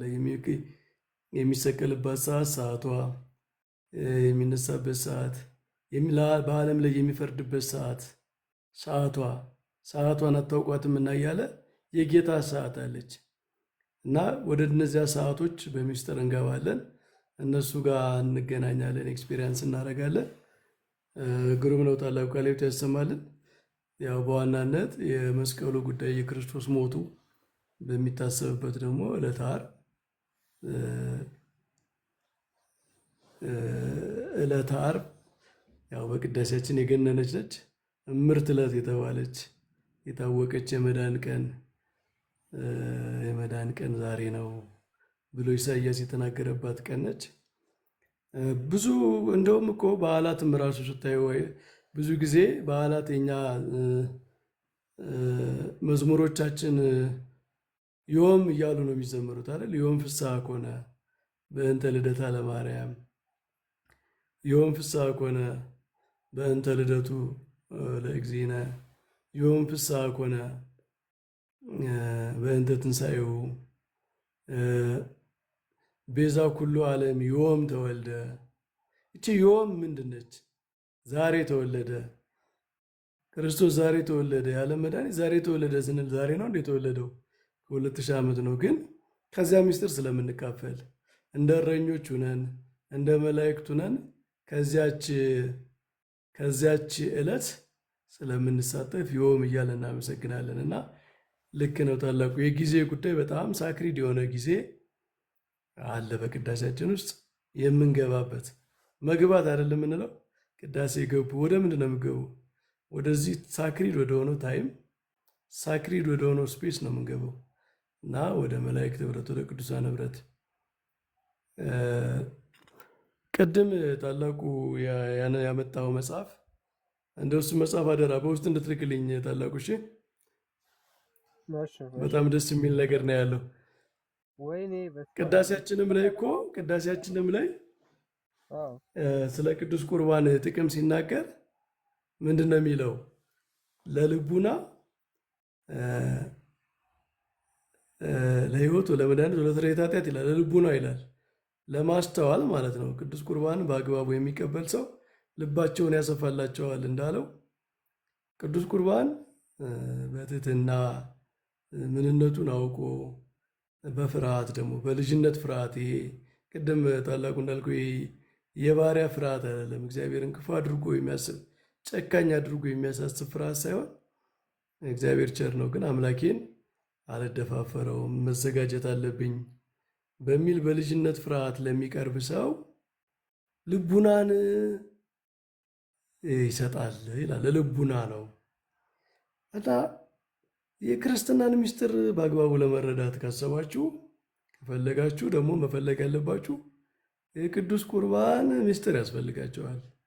ሬጉላር የሆነ የቅዱስ ቁርባን ተካፋይ መሆን አለብን። ምክንያቱም ክርስቶስን በቅዱስ ቁርባን በኩል የማይቀበለው በአእምሮው ሊቀበለው አይችልም። ማለት በቅዱስ ቁርባን እየራቀ ከአእምሮው ግን ቅርብ ሊሆን አይችልም። ግልጽ ነው ሀሳቤ?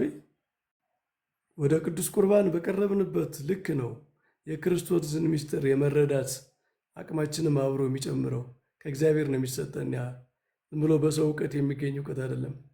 ቅዱሳን ይህንን ሁሉ መጽሐፍት የተረጎሙ ይህንን ሁሉ ድርሳናት እነ ቅዱስ ኤፍሬም አቤቱ የጸጋን ማዕበል ግታልኝ ብሏል ቅዱስ ኤፍሬም። ብዙ ድርሳናት በሺህ የሚቆጠር ሆሚሊዎች ነው የጻፈው፣ ድርሳናት ነው የጻፈው እና በቃ ይበቃኛል እስኪል ድረስ ከየት ያገኙት ጸጋ ይመስላቸዋል? ከመንፈስ ቅዱስ በቅዱስ ቁርባን። ለምን? ቅዱስ ቁርባን እኮ የምንመገበው ስግው ቃል ነው። ስግው ቃል ማለት እንኳን የኛ አይደለም የእግዚአብሔር አብ እውቀቱ ነው፣ ጥበቡ ነው። እኛማ ፍጡራን በጸጋ ነው የሚያስፈልገን። የእግዚአብሔር አብ የእግዚአብሔር መንፈስ ቅዱስ የባህሪ እውቀታቸው የባህሪ ጥበባቸው ቃላቸው ነው ወልድ። እሱን እኮ ነው የምንበለው። ቅዱሳን ሁሉ በሃይማኖት የተራቀቁት ሰማያዊውን ነገር የመረመሩት የመጻሕፍት ምስጢር የተገለጠላቸው የሃይማኖት ምስጢር የተገለጠላቸው ከዚህ የተነሳ ነው እና ከቅዱስ ቁርባን በቀረብን ቁጥር የዚህ ዓለም ከንቱነት፣ የሰማያዊ ሕይወት ታላቅነት፣ የክርስቶስ የማዳን ምስጢር፣ የእግዚአብሔር ፍቅር፣ የቅዱሳን ፍቅር፣ ይህ ሁሉ ነገር በልባችን ውስጥ ይሳላል። ይሄ ሁሉ እናገኛለን እና እውቀት ይጨምራል፣ ልቡና ይጨምራል የሚለውን እንደ አጽንኦት ለመስጠት ነው። በእውነቱ ብዙ ጊዜ ሃይማኖትን ሳይንስ የማድረግ ቴንደንሲ ያለን፣ ይሄ የሆነ ፊሎሶፋይስ የማድረግ ስኮላስቲክ የሆነ ማለት ነው የእውቀት ሃይማኖት በእውቀት አይጠቀለልም። ለዛ ነው ብዙ ጊዜ የምንጨቃጨቀው። ከነገራችን ላይ ጭቅጭቅ የሚበዛው ሃይማኖትን በሰው እውቀት ለመገደብ ሲጀመር ነው። ሪዳክሽኒዝም ወይም ኤክስትሪሚዝም፣ ይሄ ሁሉ የሰው ጥበብ ነው። አምላካዊ የሆነ እውቀት እንደዛ አይደለም። ኤክስትሪምም የለውም፣ ሪዳክሽኒዝምም የለውም። እና የሃይማኖት ምስጢር በሚዛኑ በአግባቡ ለመረዳት የመንፈስ ቅዱስ ባላንስ ያስፈልገዋል። አእምሯችን ካሊበር ያስፈልገዋል። ሚዛኑን የሚያስጠብቅ ነገር ማለት ነው። ጸጋ ነው፣ የእግዚአብሔር ጸጋ ነው እንደዚያ የሚያስጠብቀው። ካልሆነ መዋዠቃችን አይቀርም። ይሄ እንትኑ ሚዛኑ እንደተዛባ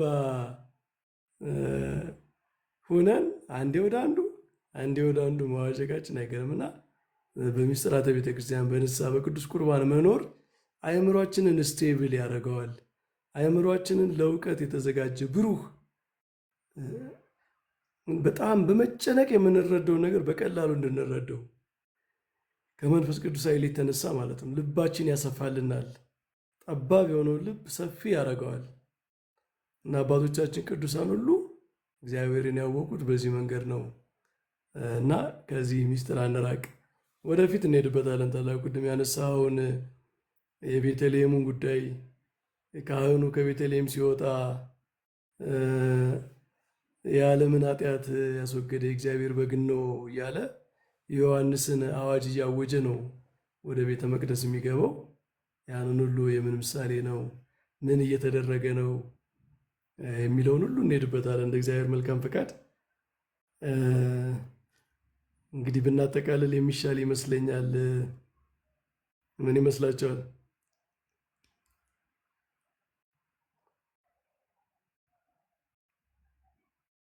ሀሳብ ያለው ሰው ከሌለ ይቻላል። እናደርጋለን። ጥሩ ነው። እንግዲህ ይህንን ሁሉ ነገር በጣም ረቂቅነቱን፣ ታላቅነቱን፣ የቅዳሴን ታላቅነት ስንነግራችሁ እንድትፈሩ ሳይሆን እንድታከብሩ፣ እንድትወዱት ነው። እኛ የሚፈራ ፈርተን የምንረቀው አምላክ የለንም። ፈርተን የምንረቀው ጸጋ የለንም። እግዚአብሔር አምላካችን ቸር መሐሪ ነው። ከኛ በሰው ልክ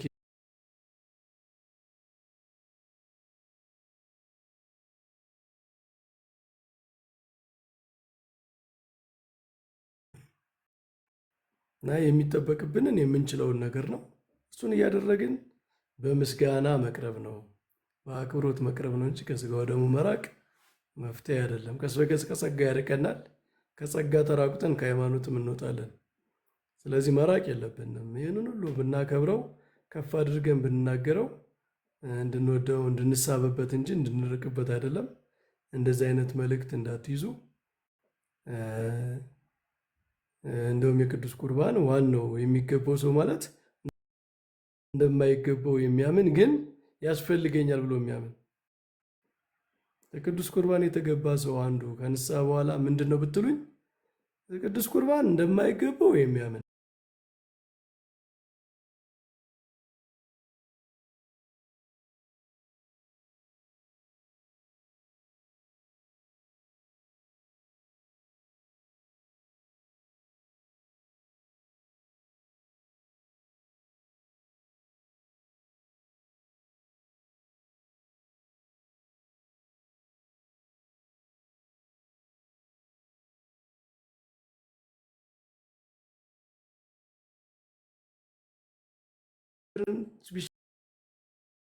ቢሸከሙ ዙፋኑን ነው የሚሸከሙት። ከዓይናቸውን ጋርደው ነው። መላእክት እንኳ ብቁ አይደሉም። ስለዚህ በቅቼ ነቅቼ ምናምን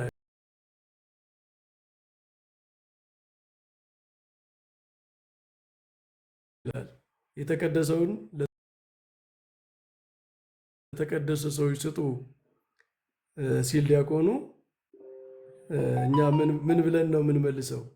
በከመ ምሕረትከ አምላክነ ወአኮ በከመ አበሳነ፣ እንደ በደላችን ሳይሆን አምላካችን ሆይ እንደ ምሕረት ይሁንልን።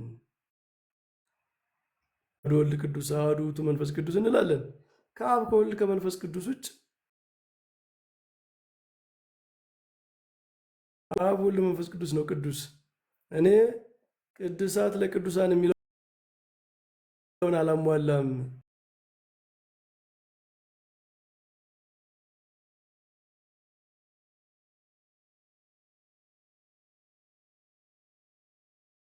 ሚል ስለሚያስፈልግ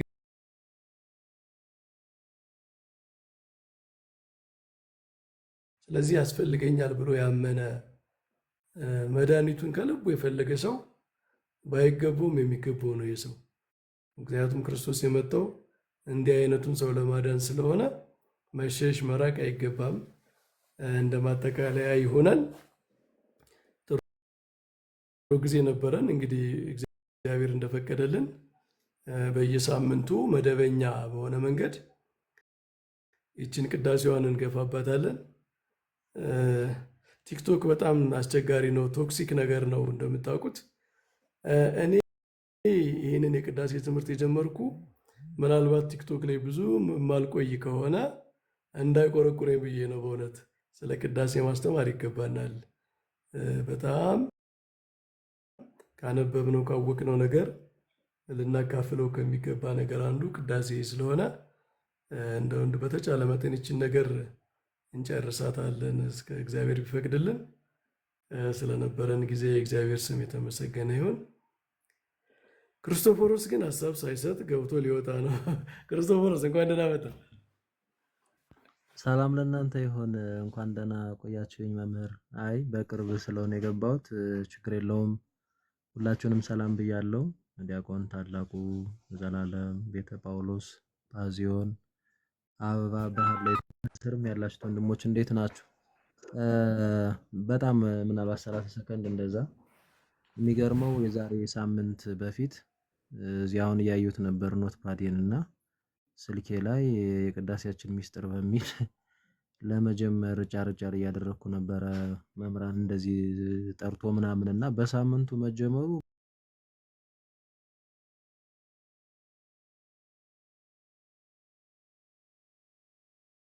ገርሞኛል። እዚህ መምህር እርሶ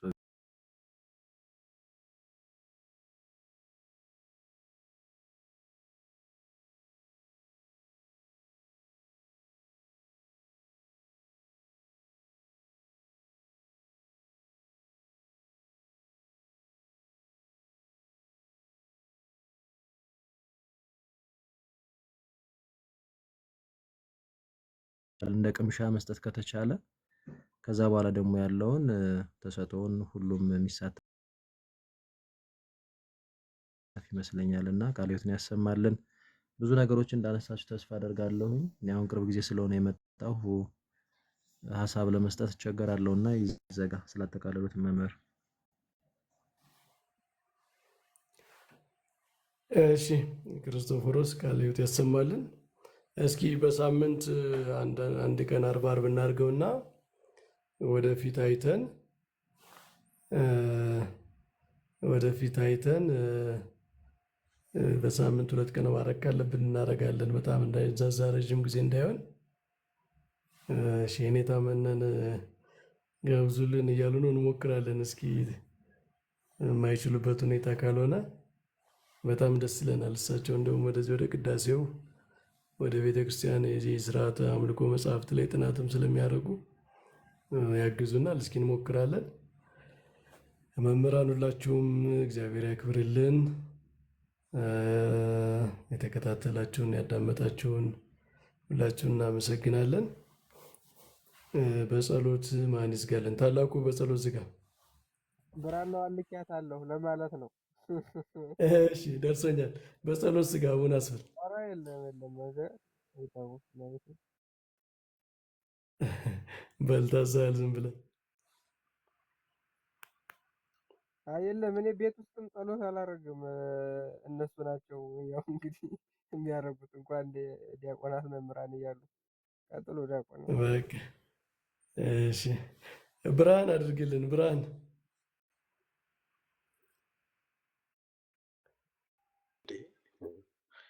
እናንተ እያላችሁ እኔማ እንዴት በሉ።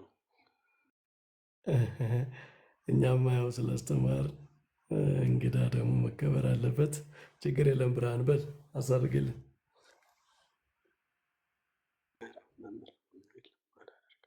እናንተ አድርጉ። እግዚአብሔር ያክብርልኝ። እንግዲህ አሁን የቀራችሁት ወይ ዘላለም ወይ ክርስቶፎሮስ ናቸው። አንዳቸው መምህር ዘላለም አለ።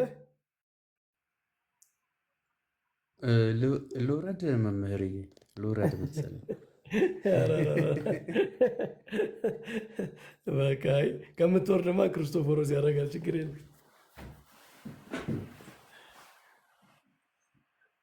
እሺ ክርስቶፎሮስ ስልክ ገባብን መሰለኝ። እሺ እኔ ላድርግ። በቃ ያው እኔ አስተምሬም ከማድረግ ብዬ ነበረ። እንግዲህ አስቸገራችሁ። ክርስቶፎሮስ እስኪ ጸሎት አድርግ። አረ ይቀጥሉ። ሊያስቀስፍን ነው እንዴ? ከትምህርቱ ሳልኖረ እንዴት ላሳርግ? አይ ከምር መምህር ይቀጥሉ። እሺ አምላካችን እግዚአብሔር እናመሰግናለን። በመካከላችን ተገኝተህ ስላስተማርከን፣ ስለመከርከን፣ አንደበታችን አቀናውጠህ ልባችንን ከፍተህ እንድንናገር፣ እንድናዳመጥ፣ እንድንማር ስላደረገን እናመሰግናለን። በልባችን እንድትስልብን የምንጠቀምበት እንድታደርግልን የሚያስፈረድብን ሳይሆን የምናገለግልበት የምንቀደስበት የምንከብርበት መንግስትን የምንወርስበት እንዲያደርግልን እንለምናለን። በእናታችን በቅድስት ድንግል ማርያም ምልጃ በቅዱሳን በሰማዕታት በጻድቃን በሊቃነ መላእክት ሁሉ ምልጃ ቸርነትን ምሕረት እንድታበዛልን እንለምናለን። አቡነ ዘበሰማያት